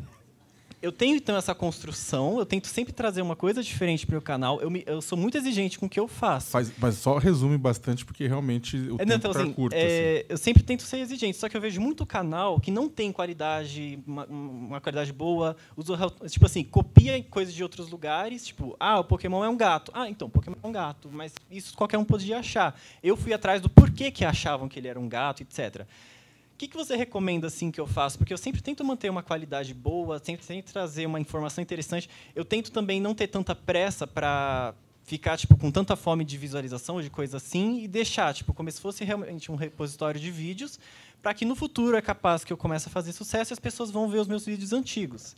Você acha assim que eu devia realmente esperar ou de repente assim me esforçar mais e divulgar mais? É a dúvida que vale milhões, né? Bom, vamos começar do começo. Primeira coisa é que a gente tem que saber a diferença entre um canal de alto desempenho e um canal que não mira esse alto desempenho. No Manual do Mundo, a gente sempre mirou alto desempenho, então a gente faz um canal que tem que ter, para ele funcionar, ele precisa ter milhões de inscritos, porque a produção é cara. Então é um canal que fala com absolutamente qualquer público, qualquer pessoa assiste, ela gosta do que ela gostar, ela vai encontrar conteúdo que seja interessante no Manual do Mundo. Então é um nicho absurdamente aberto que dá muito trabalho para fazer e é difícil conseguir isso. Se você fechar um pouco mais o foco, você não vai mais conseguir tantos inscritos, é impossível. Se você fizer um canal de botânica, por exemplo, nunca vai chegar a esse tamanho, porque não tem 12 milhões de pessoas que amam botânica. Mas dá para você ter uma comunidade grande, das suas centenas de milhares de inscritos, que vai te apoiar pra caramba, que vai, por exemplo, pode te pagar um Patreon, um Apoia-se, que são aquelas plataformas em que as pessoas pagam para você fazer o canal. E aí você vai ter dezenas ou centenas de exemplos de gente que vive desse jeito. Eu acompanho bastante o canal que chama Meteoro, eu não sei se vocês já viram Meteoro Brasil. E eles vivem assim, eles têm um Patreon lá de mais de 10 mil reais por mês. E é basicamente a única renda deles. Então, se você, por exemplo, fizesse um canal brilhante sobre biologia, sobre botânica, você ia ser convidado para dar aula de botânica cobrando um preço totalmente diferente, seja aula particular ou aula em colégio. Você ia ser um professor com várias estrelinhas, porque todo mundo te quer por causa disso. O Fernando, que é nosso professor de física, os colégios vivem convidando. O nome dele só aparece nos créditos, ele nunca aparece no vídeo. E recebe um monte de convite de colégio para dar aula. Você podia lançar livro, dar palestra e um monte de coisas acessórias que fazem de ganhar dinheiro. Então, o número de inscritos, o número de views que dá não é uma coisa assim tão importante. Não precisa se basear nos grandes canais. Aí, tem outro ponto de vista, que é você olhar os canais que estão fazendo porcaria e falar, putz, grilo, né? Mas é uma coisa muito parecida com quando você não arruma namorada. Sabe, você olha, puta, não é possível que aquele pandango lá, feio, o cara drogado, tá saindo com aquela menina linda e eu, que sou... Não dá para pensar assim. Tipo, não dá para ficar olhando o que o outro está fazendo, vendo as coisas erradas e lamentando. A gente tem que se focar na gente mesmo e tentar fazer uma coisa que o público gosta. Porque no Manual do Mundo, quando o vídeo dá errado, quando dá errado de audiência, a gente sempre assume a culpa. Tá alguma coisa errada com a gente, não é com o público. E isso vai fazendo com que a gente melhore cada vez mais. Porque tem muita gente que eu conheço que fica chorando que o público não gosta do conteúdo tão bom que eu faço. Não gosta mesmo. Você gosta, mas o público não. Então, tem que se adequar ao público, entender o que o público está gostando e ter um planejamento de longo prazo. Porque senão você vai sempre... Lança Pokémon agora, daqui a um ano ele já vai ter afundado. Mas o que você vai fazer daqui a um ano, né? Então, tem que estabelecer uma linha bem séria do que o canal vai fazer e se manter naquela linha e mudar aos poucos. Porque se você mudar de repente, você perde todo o público que você tinha, ganha um novo, o canal vira uma bagunça e não vai para frente. Pergunta. Isso. Obrigada. Eu meio que tenho duas perguntas. A primeira no começo, você tinha uma dicção mais pausada, que o pessoal até zoava. Eu queria saber que outros comportamentos que você foi adaptando, que você vê que fica melhor no vídeo, que tornem mais fluido. E a segunda como você consegue sempre ser inovador e não estar no comunzão. Porque tudo bem que o Manual do Mundo é meio que... É grande, então é mais comum as outras pessoas acabarem algo parecido com você, mas você sempre tem algo único. Então, é isso. Tá, essa coisa de falar devagar, eu falava devagar na câmera, eu nunca falei devagar na vida real. Então, eu falava devagar porque eu ficava pensando muito no que eu estava falando e era inseguro, então eu ficava meio gaguejando. Então, o jeito de não gaguejar era falar devagar. Mas depois que o Castanheira fez um vídeo me zoando, e aí eu saquei que era um problema mesmo, porque eu não percebia isso. E isso tem 5 anos de Manual do Mundo eu falando devagar. E aí ele fez um vídeo parodiando e a Mari mostrou, eu falei, caramba, eu falo desse jeito mesmo. Ele a imitação que ele fez era real. Porque quando eu assisti, eu falei, nem fudendo, eu não falo desse jeito. Não. A Mari falou, fala. Foi que nem o Haddad vendo a imitação da Dinê e falando, porra, é assim? Então. E aí a gente contratou uma fono. E eu fiquei 1 ano fazendo fono. Era a fono do Léo, inclusive, que o Léo que indicou. Ela trabalha para o UOL, para a Globo, faz vários trabalhos com gente que apresenta vídeo. E tem uma série de coisas que ela indicou que melhoraram muito o vídeo. De falar rápido, dar corte, de dar ênfase na sílaba certa. por incrível que pareça, isso eu falava, mais vídeos como esse aqui você encontra no Manual do Mundo. Ninguém fala manual, as pessoas falam manual. E você vai ver muito jornalista cometendo esse erro. Então, uma fono fez bem para a gente. Outra coisa que mudou bastante é que agora eu criei muito mais intimidade com a câmera, então vocês vão perceber uma aproximação da câmera quando é uma coisa mais íntima, um afastamento quando é uma coisa mais natural. Eu viro para uma câmera 2 e é tudo a mesma câmera, né? Então eu corto na hora. Então quando eu vou cochichar no ouvido de quem está assistindo, a câmera chega de pertinho, eu falo mais pausadamente. Isso tudo vai dando vida ao vídeo. E essas foram as coisas que eu acho que fui aprendendo ao longo do tempo. Outra coisa é ter um roteiro na cabeça muito bem. Como sou eu mesmo que bola os vídeos, então eu tenho um roteiro muito fluido na cabeça e isso facilita muito na hora de contar a história. Sobre ser original, nem tudo que a gente faz é totalmente original. A gente tenta colocar alguma coisa de original dentro de uma coisa que é igual que todo mundo já fez. Então, o vídeo mais visto do Manual do Mundo, um dos mais vistos, é uma visita na Casa da Moeda. Tipo, Otávio Mesquita já foi lá umas 15 vezes. E aí o que a gente tenta fazer é... O que a gente vai ter de diferente, né, dentro dessa visita? A gente fez uma visita a Itaipu, por exemplo. Itaipu você paga lá e faz a visita, quando você vai lá para Itaipu. O que a gente vai mostrar de diferente? Eu enchi muito a paciência do nosso produtor que a gente tinha que entrar na turbina. Entrar por onde a água passa. Isso ninguém entra, porque se entrou, morreu. Então, mas como que a gente vai entrar? Então, ele convenceu o pessoal de Itaipu de que a gente só faria uma visita quando parasse uma turbina, são 20. Quando parasse uma turbina e eles secam a turbina para dar manutenção, a gente entraria na turbina nesse momento em que a turbina está seca. E aí é muito difícil de conseguir uma visita dessa. E é uma vantagem de você já ter feito 1.500 vídeos. Porque daí Itaipu fala, não, peraí, quem é você? Ah, não, eu sou o cara que já visitou a usina nuclear, a Coca-Cola, o submarino, blá, blá, blá. E aí fala, não, beleza, né, você vai fazer alguma... Eu já tenho ideia do que vai sair no que você está querendo fazer. E esse é um trabalho muito difícil que a gente vem fazendo no Bora Ver, de fazer vídeos que sirvam como portfólio para uma hora você poder botar na mesa e falar, o seguinte, eu quero fazer um vídeo e eu já fiz tudo isso aqui. E aí as pessoas abrem a porta. Agora está bem mais fácil. A gente tentou fazer Casa da Moeda em 2013, eles nem responderam o e-mail. E agora não. Agora as coisas funcionam. Vale a pena, enquanto uma pergunta e outra, a gente está conversando aqui, o Cris, que a produção do Manual do Mundo é uma coisa muito forte. Sabe, o bastidor, o background, etc. É uma produção muito forte. Sim. Só que o Manual do Mundo, ele, até para não assustar o pessoal, só que a produção do Manual do Mundo começou numa cozinha, né? Então... Começou numa cozinha. Ou seja, é claro, no atual estágio que vocês estão com 12 milhões e meio de almas, né? Essa produção toda assim faz sentido. Agora, uma produção de alguém que está começando não precisa de tudo isso, né? Não, mas a gente tem uma série de exemplos de vídeos que não tem essa produção, cara, porque não dá para ter 100% dos vídeos com essa produção. Depois do sucesso da nossa bateria. Pelo amor de Deus, sucesso. Olha lá, ela... Não, mas aí tá certo, sucesso, porque ela fala depois do sucesso. Aí tá errado. Porque não é no su a ênfase, é no sé. E ela falou certinho.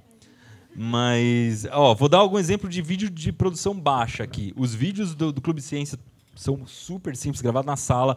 A gente recriou uma sala de casa no Manual do Mundo para isso parecer em casa, mas de fato é gravado em casa. Esse vídeo aqui que eu gravei, um review de patinete elétrico, ele é gravado na rua. Gravar na rua é a melhor coisa que tem, porque ao mesmo tempo que tem gente que você tem que afastar para gravar, etc., é um ambiente que pode ser bonito, você não vai pagar nada para usar. É rico, quem está assistindo quer ver o ambiente que você está, é diferente. São Paulo tem 10 mil opções, então gravar na rua tem essa vantagem. Lógico, se chove um dia como hoje, por exemplo, é uma desgraça, mas não precisa gravar tudo dentro do quarto. O que mais? Esses aprendi hoje, eu gravo sempre numa praça ou em qualquer lugar. Quer ver? Isso aqui acho que eu gravei numa pracinha que fica do lado do Manual do Mundo e gravei sozinho, com o tripé segurando o tripé na mão. Então, é um vídeo absolutamente baixo custo e ele fica decente. Isso aqui é tudo edição. E são imagens do Google Maps que podem ser usadas. E, eu estou gravando segurando um pau de selfie. Com essa câmera simples, com o cenário a 30 metros de distância, como eu falei. Então, aí a hora que vai falar mais íntimo, dá uma aproximada na câmera, fica legal. Eu não sei se ele está rodando em Full HD aqui também, que dá. Tá rodando em 360p, que é uma porcaria.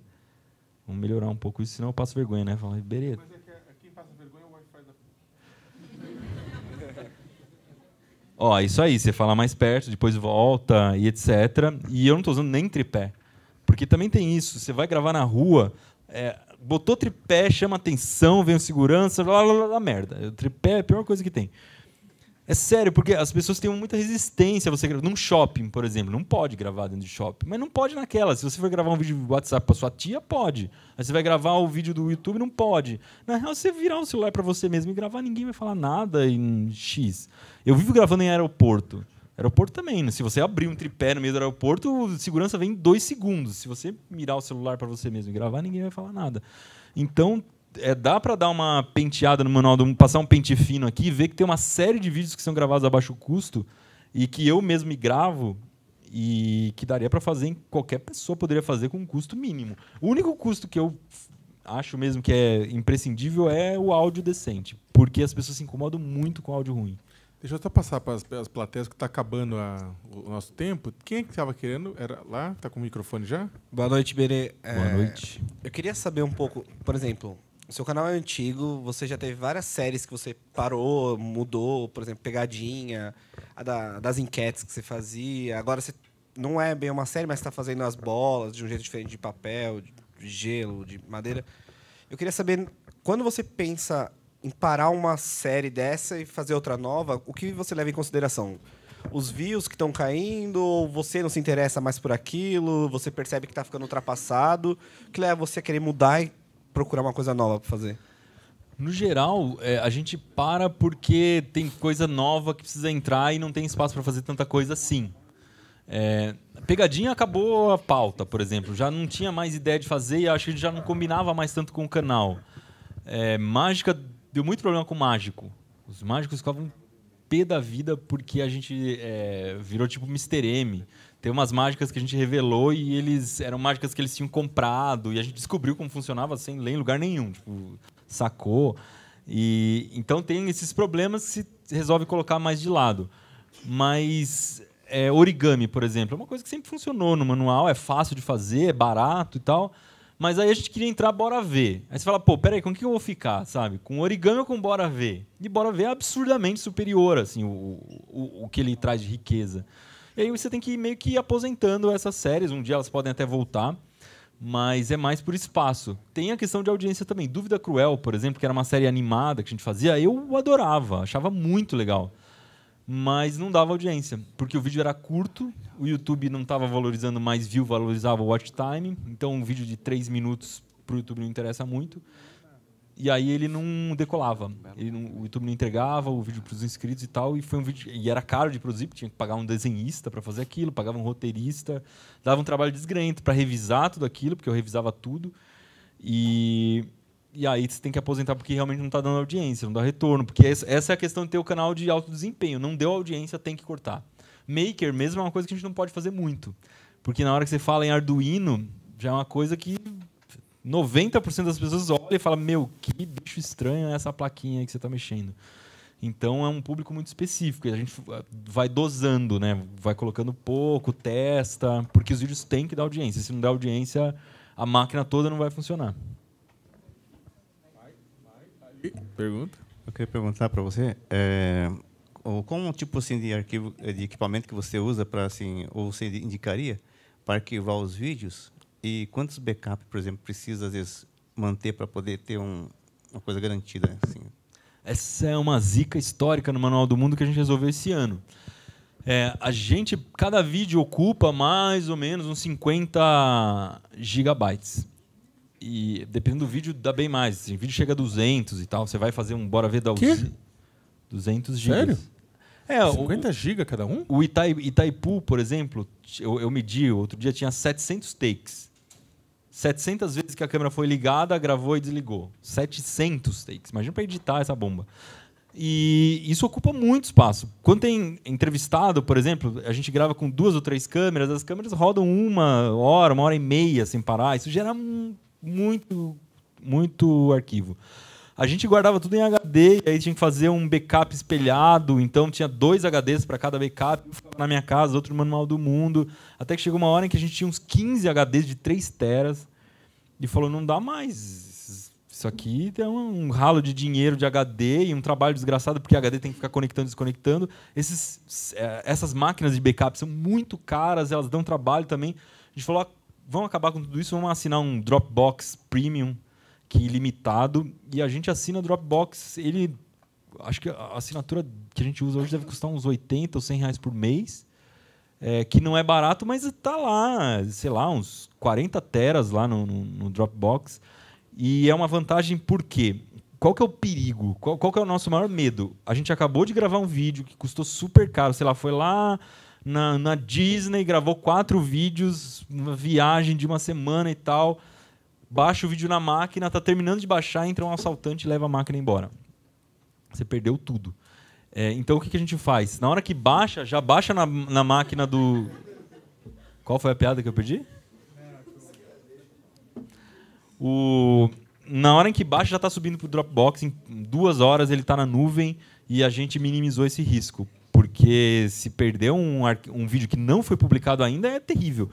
Porque se já foi publicado, até que o dano é pequeno, porque o máximo que vai acontecer é você não conseguir licenciar o vídeo depois, que a gente vende muito vídeo licenciado. Então as editoras de livros didáticos entram em contato, a gente queria usar essa sua experiência de química dentro de um material online que a gente está criando aqui numa apostila online. Pode usar? Pode, você paga aí uma grana mais ou menos equivalente a algumas fotografias, né, de licenciamento, e eles usam. Mas para isso aí tem que estar o original ali, porque eles querem mudar alguma coisa e tal. É essa perda. Mas é isso, é o Dropbox. Nosso tempo está terminando. O Diogo quer? Não, uma coisinha bem... Acho que mais duas. Quem mais? Levanta aqui uma. Caramba. Ele também. Desculpa, os mais novos também, é importante. Bem, a gente dá tempo de fazer. Se vocês fizerem perguntas rápidas, dá tempo de fazer as perguntas de todo mundo que levantou a mão. Fechou, vou tentar responder rápido também, que eu falo mais que o nome da cobra. Exatamente, são 20h30, a próxima aula começa às 20h45, então pelo menos. Temos 15 minutos. 10. Tá. Minha pergunta, uma curiosidade rápida, qual é a média de idade enfim, de quem assiste vocês e o quanto isso condiciona a linguagem que você adota, enfim, porque eu acho que o YouTube está muito atrelado à juventude, né? Então, se para você, às vezes, você falou de alguma estranheza até com certas coisas de linguagem que surgem, se isso às vezes é uma questão para você, afinal de contas, enfim, o tempo vai passando e fica com medo de não se comunicar da mesma maneira. Tá. Vou fazer 2 blocos de 3. Passa para ele, Diogo. Oi. Como você inventou o nome do seu canal? Boa pergunta. Legal, essa pergunta é bacana. Mais alguém perto dele queria fazer pergunta? É só uma pergunta rápida, porque o Manual do Mundo, todo ano, esses últimos anos, está tendo o ritual da questão dos barcos. Ia chegar nessa pergunta. Sabia. Não, é diferente. Calma, não é do submarino. Mas até onde, por exemplo, essa questão do barco no Manual do Mundo se torna algo roteirizado? Porque eu acredito que você não pensou, agora, primeiro vídeo de todo ano, eu vou fazer um barco. Eu acho que não foi muito assim. Então, quando ele parou de ser só um projeto único e se tornou algo recorrente? Quando que você pensou, é uma boa ideia? O bloco fecha 3, responde 3. Tá, eu esqueci a primeira pergunta, já que eu tô... Idade.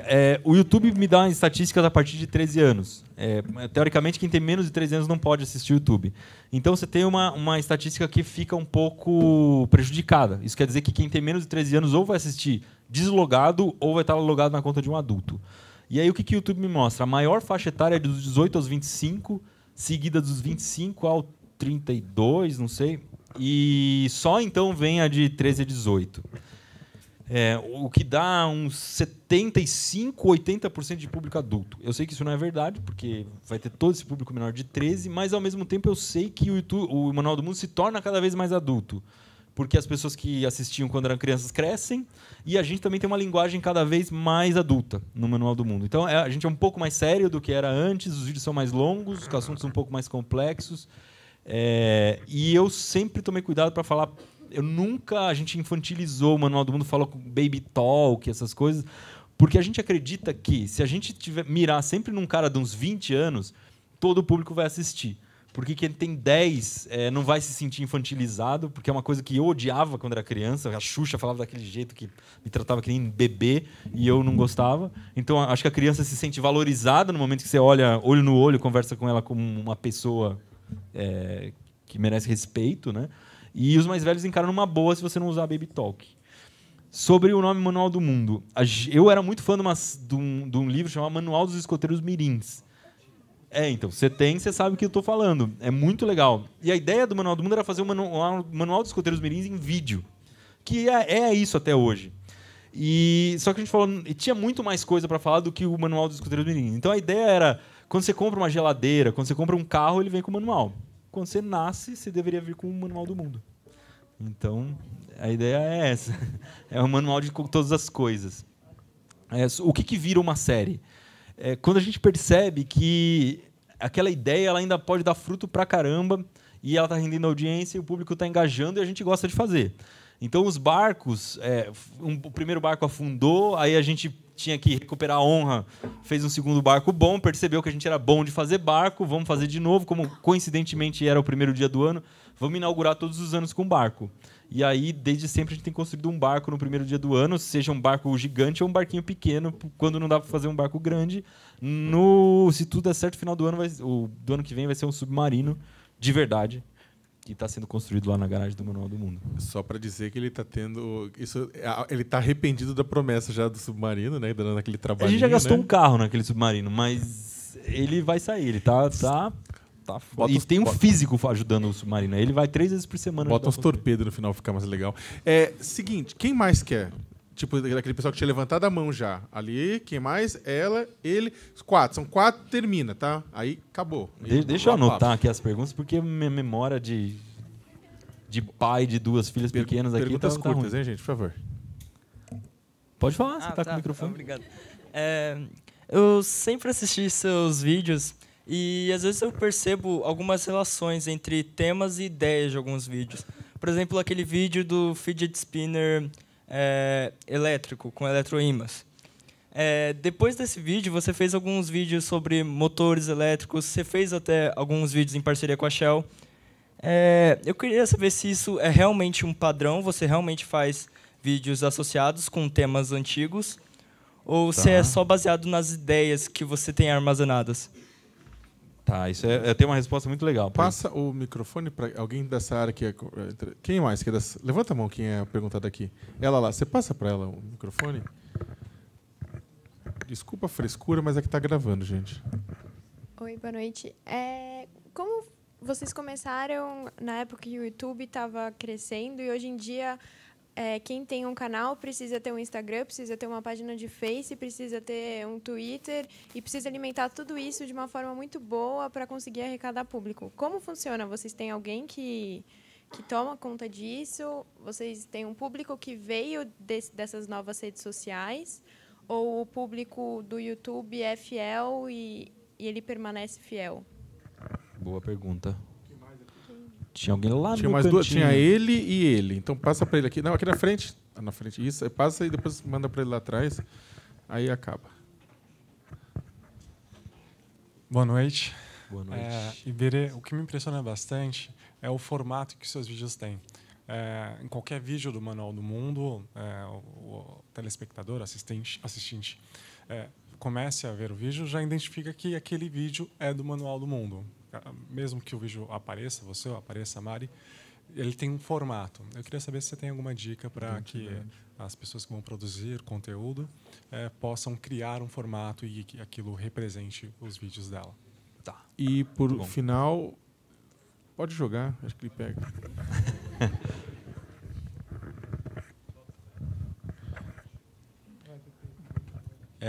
Basicamente, tipo, você falou bastante de como as coisas deram certo no canal, mas eu queria saber, e quando deu errado, como que vocês lidaram? Se tem alguma experiência que você pode contar pra gente?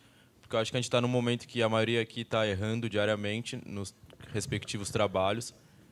Então eu queria saber, e quando deu errado, como que vocês lidaram com isso? Tá, vou começar pela sua para não terminar com baixo astral no final da... O que mais dá errado no manual é que a gente se cansa muito e chega no momento que a gente fica extenuado, sem energia nenhuma, e tudo que você quer é se jogar numa cama e ficar dormindo uns 3 meses. Hoje eu acabei de publicar uma foto no Instagram vindo para cá, vocês vão ver a cara que eu tô naquela foto. No meu Instagram pessoal. E isso aconteceu diversas vezes, porque a gente trabalha muito, e depois, em 2015, nasceu a Helena, que foi a minha primeira filha, e esse ano agora nasceu a Melissa, que tem 7 meses, e depois você tem filho, você vê que toda a sua vida era bem fácil, assim. Agora ferrou. Então, isso diversas vezes fez com que a gente ficasse muito acabado, muito destruído. E você percebe isso nos vídeos. Você olha pra minha cara e fala, putz, o Iberê tá velho e ele tá falando meio torto porque não tá aguentando ficar em cima das pernas. O jeito que a gente vai dando para isso é conseguir contratar pessoas para poder delegar tarefas.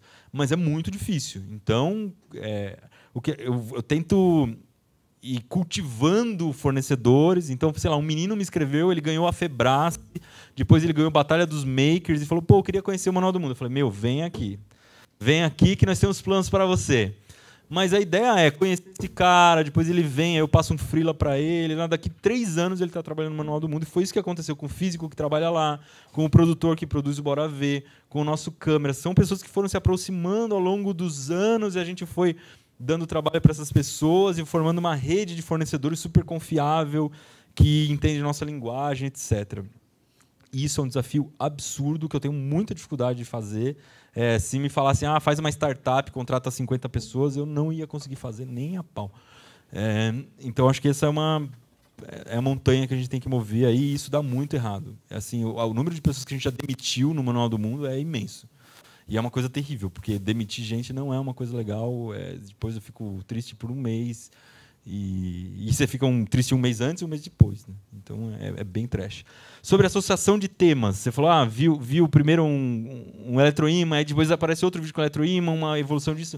O que acontece é que uma vez que você domina uma tecnologia, fala, consegui fazer um eletroímã que funciona muito bem. Putz, dá para fazer 50 vídeos sobre isso. Então, aquela fila de vídeos que estão guardados lá, ela começa a andar, porque eles dependiam de desenvolver essa tecnologia. Então, Arduino, por exemplo, tem uma lista gigante de coisas que eu quero fazer, e uma vez que eu aprendi Arduino, dominei isso, sei como apresentar no vídeo de um jeito legal, que o público vai gostar daquilo, bora começar a fazer Arduino. Então, é recorrente. Ou audiência. As bolas do Manual do Mundo, por exemplo, eu percebi que o público ama de paixão, aquilo dá 3 milhões de views em uma semana, e eu gosto de fazer, então vamos fazer. Sobre redes sociais, a gente usa todas essas, mas a gente só é gigantesco no YouTube. O Instagram do Manual do Mundo tem uns 700 mil seguidores, é bastante, mas não é muito pouco, perto de 12 milhões. O Twitter deve ter 150, e que mais? E Facebook tem 1 milhão e pouco. Mas o que acontece é que a gente não consegue navegar, se dá tão bem nessas outras redes, porque o nosso formato, o core da coisa está no YouTube. A gente tem feito algumas coisas no Instagram que funcionam, tipo IGTV e tal, e estamos começando a investir um pouco mais nisso. Mas eu acho que quem está começando não precisa ter todas essas redes. Tem que ver qual é a rede que combina melhor com o projeto e qual é a rede que você se identifica mais. Eu, por exemplo, não sou muito bom de fazer stories. Eu acho que meus stories saem meio artificiais, eu não gosto muito. Isso para mim, é uma baita uma dificuldade. Eu gosto muito de fotografar e fotografar outras coisas que não sou eu mesmo. No Instagram só tem selfie. E aí não faz muito sucesso você publicar foto de outras coisas. Então, é uma dificuldade para a gente lidar com isso. Mas eu acho que não precisa abrir tantas frentes que acaba se perdendo. Tem que ver qual a frente que vai dar certo, investe no YouTube mais alguma outra coisa só. No nosso caso, a segunda rede é o Instagram. E não o Facebook, que tem mais gente até. E o formato dos vídeos. Uma coisa que eu acho muito importante para aprender é copiar. Uma vez que você copie uma coisa que já está feita, você começa a dominar aquela técnica. Então, naquele vídeo do avião, eu copiei o Casey Neistat, sabe? É um cara que ele grava tudo sozinho, com uma câmera, ele grava cada hora num ângulo. Eu assisti um vídeo dele e anotei todos os ângulos possíveis que ele usa. E aí eu descobri no final do vídeo, que eu achava que ia ter uns 40, que tinham 8 só. E ele variava dentro daqueles 8. E eu falei, eu vou fazer igual.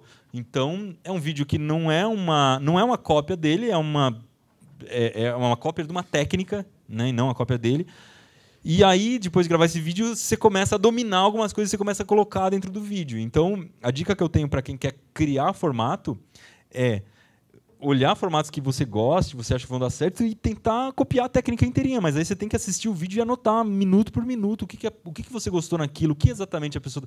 É jump cut, por exemplo, que ele está usando que fica legal. Jump cut é quando a câmera está na sua frente e você dá corte seco entre uma fala e outra. E a gente demorou muito tempo para usar no Manual do Mundo, eu achava feio, no final funcionou super bem. Então, a técnica de olhar o que os outros estão fazendo e analisar a fundo... fazer um relatório de 5 páginas sobre um vídeo que você assistiu e tudo que você acha que você poderia sugar dali que vai te ajudar é o que faz criar formato. E aí esse é um exercício que eu não tenho tempo para fazer. Eu fiz com o Case, fiz com alguns outros canais, mas eu não tenho tempo de sentar numa cadeira e ficar horas e horas e horas analisando o vídeo. Mas funciona. É isso, né? Falamos pra caramba. Gente, bem, eu quero agradecer o Iberê. Né? Infelizmente, nosso tempo acabou o limite. Até gostaríamos de continuar, mas temos a segunda aula, né? Os professores têm a segunda aula. Eu quero agradecer bastante a sua presença aqui. Acho que foi muito legal não só para os alunos de jornalismo, para pessoas de fora do departamento, mas também para a gente que quer começar a produzir coisas. E lembrando a todo mundo que em breve a gente vai colocar no ar, disponibilizar o canal da Rede PUC. Por favor, participem, né? Aproveitem, afinal de contas, a universidade é um momento para a gente experimentar. Né, e tentar criar coisas novas e, de repente, quem dirá que vai ter alguém entre vocês que vai produzir, de repente, algo como o Manual do Mundo, não como exatamente, mas dentro das suas áreas de interesse. Criando concorrência, isso exatamente. Né? Mas eu queria terminar pedindo para o Iberê, só rapidamente, dar uma sugestão. Bem, você foi aluno de jornalismo, você é jornalista, você continua vendo, inclusive, seu trabalho também como divulgação científica, né? E eu queria que você desse uma dica assim, para o pessoal que está na faculdade. Né? Tá, tem uma coisa que eu acho que me ajudou muito. Tinha um professor na ECA, que era o Dirceu, foi seu orientador, não foi? Foi. E ele dava um exercício que era toda segunda-feira você tinha que chegar na aula dele e trazer 10 pré-pautas, 10 ideias de pauta jornalística. E eu não conseguia. Eu achava muito difícil. Não conseguia. E eu me sentia muito mal porque eu não conseguia. Eu me achava um merda, tipo o cocô do cachorro. E aí eu comecei a me exercitar muito nisso. E aí acabou o semestre, eu perdi os pontos da pré-pauta, porque eu não trazia direito, eu trazia só 5, ele não contava o ponto, tal, não consegui tirar 10 da matéria dele por causa disso, mas passei. Mas eu continuei fazendo exercício durante anos. E isso me ajudou muito, mas muito depois. Porque eu trabalhei 3 anos no G1. E, você tem que ter ideia de pauta a todo momento. Porque se você não tiver ideia, alguém vai ter por você e vai jogar bomba na sua mão. Então é melhor você ter a ideia de matéria que você vai fazer e ter um leque. Na hora que você faz uma reunião de pauta, você leva 5, 6 para apresentar. Você é valorizado por causa disso. E é uma coisa que a maioria das pessoas não tem. Então, essa criatividade, eu acho que tem que partir de um exercício individual. Você tem que descobrir os seus jeitos de ser criativo e começar a fazer as próprias listas e enfrentar esses monstros, que o jornalismo ele nasce disso. Então, se a gente não tiver ideia de coisas novas para fazer, de como explorar formatos, de como... então, fazer listas de formatos de vídeo que você poderia explorar, fazer listas de matérias que você poderia escrever, fazer essas listas criativas, eu acho fundamental e eu começaria a fazer hoje. Obrigado, gente. Obrigado, pessoal.